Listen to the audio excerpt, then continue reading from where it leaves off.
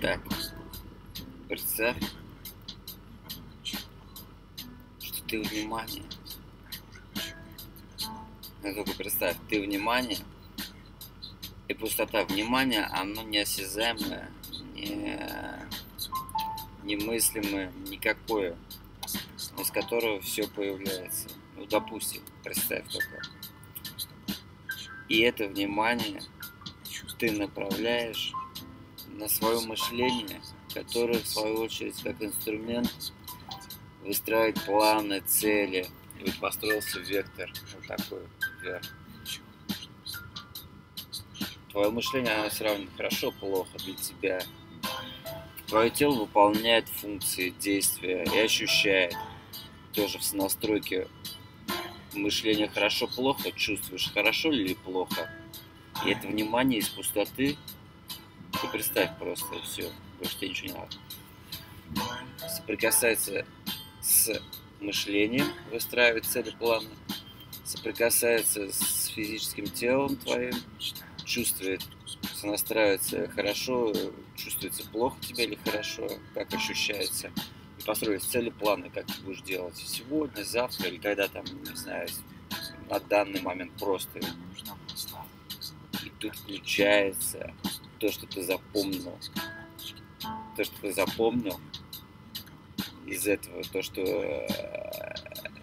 ты не понимал даже, но оно запомнилось твоим мышлением, твоим умом.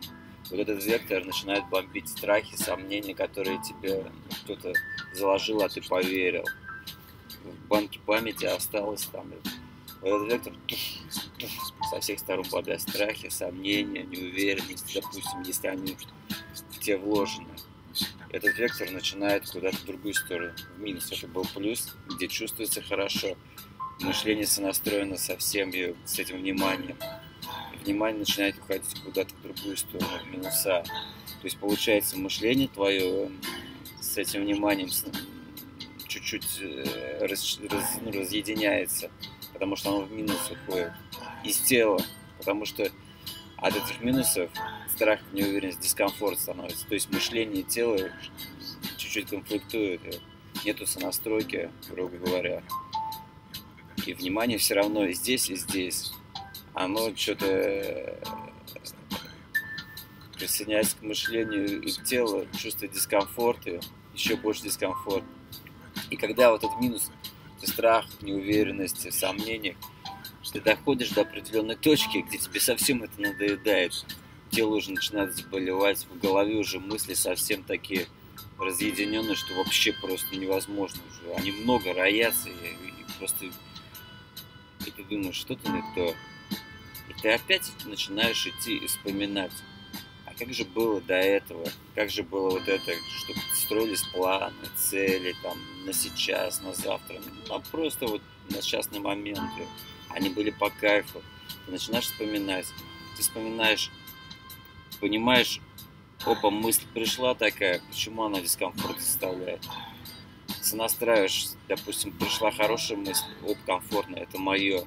Пришла какая-то отрицательная, опа, дискомфортно, это как-то это мне не подходит. Не то, что просто не подходит.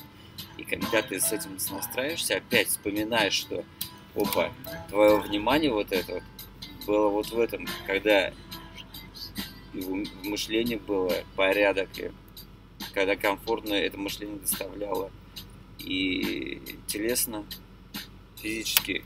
И тогда ты вспоминаешь и видишь это вот внимание, которое ты просто не описать и не... Но оно просто соединяется вот так вот. Ты, это мышление, это тело, а внимание просто без описания. Иногда может бывать в этом без описания, потом мышление, потом в физическом комфорте.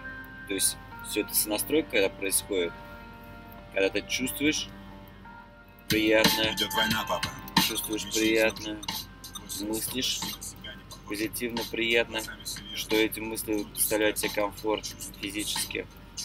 И ты ощущаешь, что это все одинаково. Но когда наоборот, получается наоборот, разъединение. А так получается все едино, все целое. Внимание твое, которое без описания. Потом описательный процесс сравнения, сопоставления всяких фактов мышления и твое физическое какое-то это чувствование. Когда ты в сонастройке, это целое. Когда ты разъединяешься как-то, это разъединение. Ладно, кому понятно, поймет, кому нет, кого-то тоже, но это что-то в этом есть нормально тоже. Нет, так нет, идите дальше тогда. Когда-нибудь поймете. Все, пока. Каждый по-своему живет. Всем пока. Свое существование. Всем пока.